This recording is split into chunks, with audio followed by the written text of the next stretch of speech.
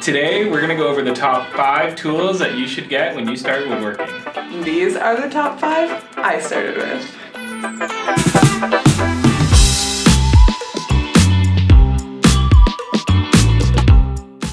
Welcome back to our channel. This is Lindy. I'm Russ. From Love, Create, Celebrate, where we help you love, create, and celebrate your homes.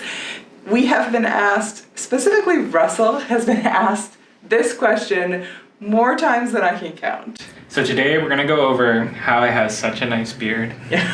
He has been asked, what tools would you recommend for beginner woodworkers? And we're talking like basic, how to do this on a budget, how to just get into woodworking, see if you like it without putting a lot of money or time invested into getting the right tools. One thing to talk about before we jump into the video, we're going to talk about the tools, but we're not going over how to use them or some of the safety side of the tools. But when you're woodworking, you definitely want to make sure you're using the proper eye protection, proper hearing protection, and just review those tool manuals to make sure you're using them correctly.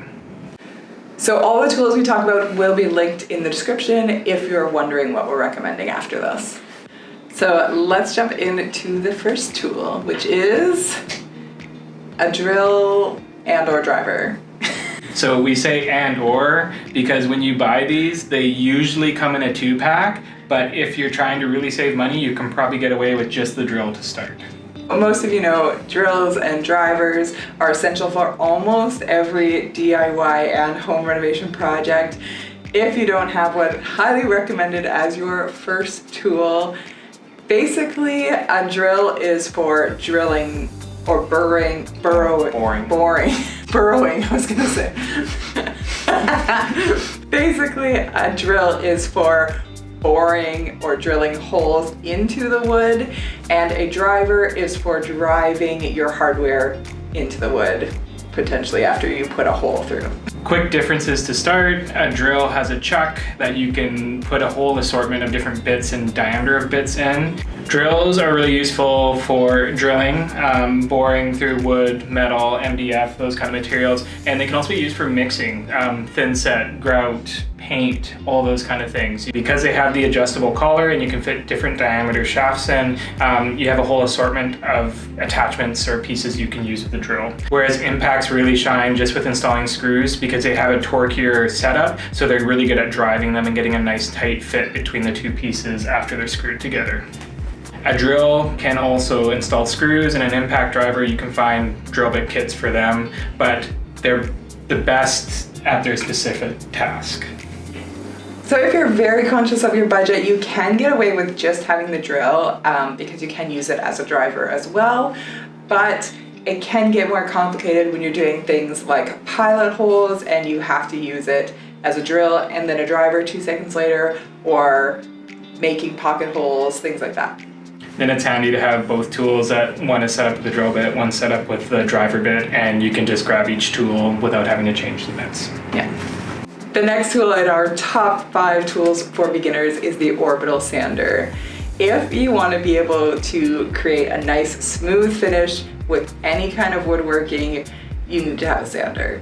It is an essential tool for woodworking, for furniture flipping, for DIYing, and the Orbital Sander just happens to be our favorite because it's able to move the most material the quickest. The sandpaper just velcros to the bottom, which makes it really easy to switch up the sandpaper and switch between different grits. And generally, the Orbital Sander is just really easy to use and much more efficient than using sandpaper or block. Typically, we save those for really intricate or hard to get to places where we're sanding, and otherwise we use the Orbital Sander for everything. You might find that palm sanders are a little bit cheaper when you're looking at sanders. They work. They are really good when you're coming up to edges because the issue with the Orbital Sander is it rotates. So if you run it against a lip like in here, then rotate. This is really good. Yeah. And it can nick and scratch the piece, whereas a palm sander just moves back and forth and you can get a nice edge that way. But we just find the Orbital Sander is the most versatile for all scenarios, and that's why we go with that. But if you have access to, or you find a really good deal on a palm sander, it will also work. It just doesn't generally move the material or sand down the material as fast. A must-have tool for your workshop is a pocket jig if you're doing any kind of building at all. It's a really simple tool to use, but it is very versatile in its applications, and we use it all the time.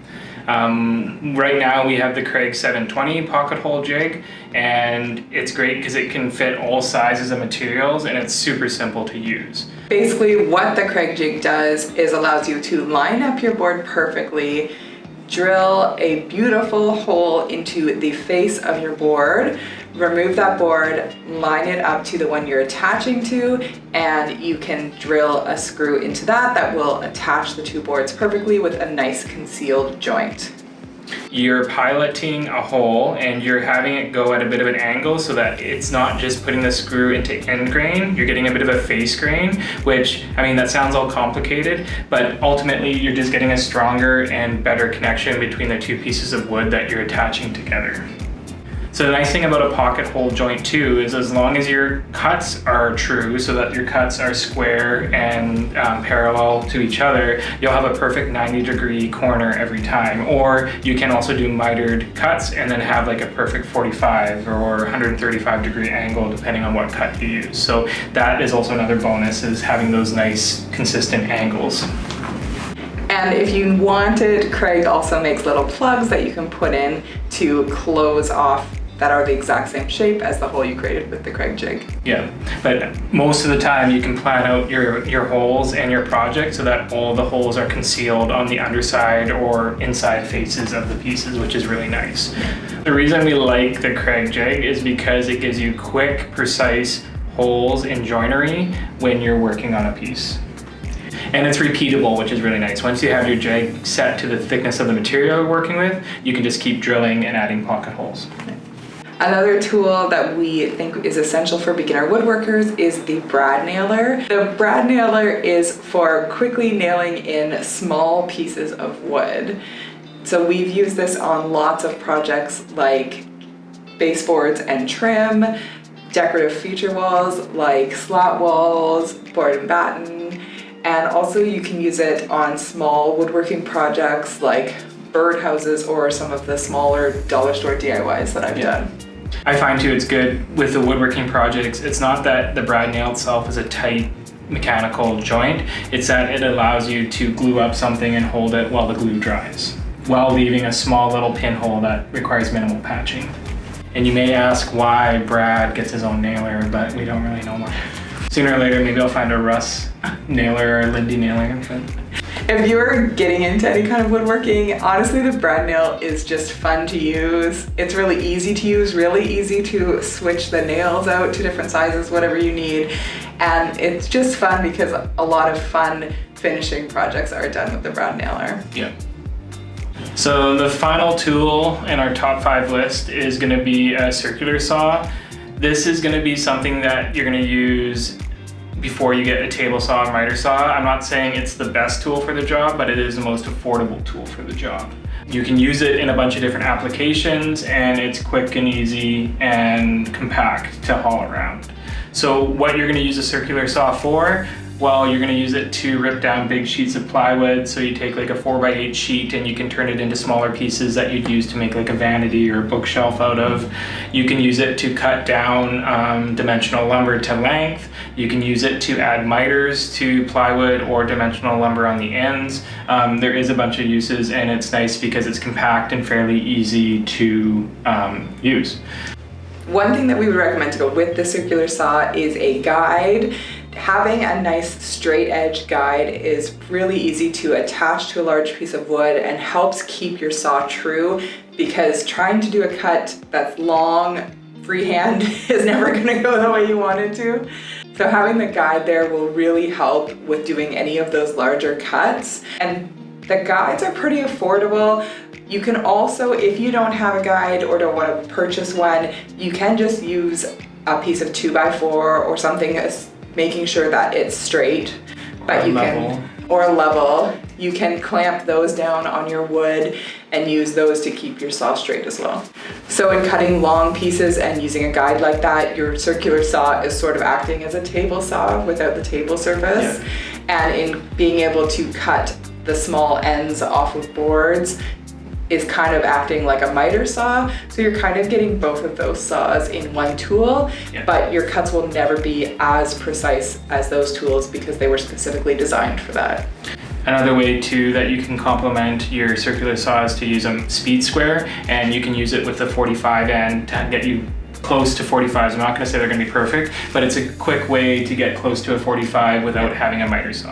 Another thing to think of when you have a circular saw is you can actually get different blade types with different tooth counts, and the finer tooth count you go, the smoother of a cut and the less tear out you're going to have in the piece. And then generally the smaller number of ends on your blade is good for just general purpose. So that's another way you can upgrade your circular saw until you make the next step in getting those bigger pieces for your shop. This is not sponsored, and we're not saying one brand is better than the other in this video, because if you look at our videos, we have an assortment of all the colors of tools.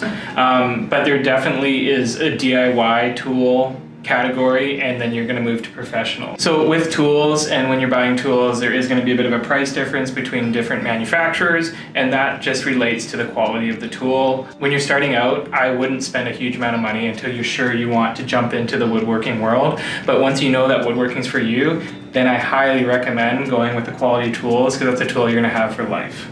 Don't forget to give this video a thumbs up and hit the bell so you don't miss out on future DIY and home renovation videos. Thanks so much for watching. Bye.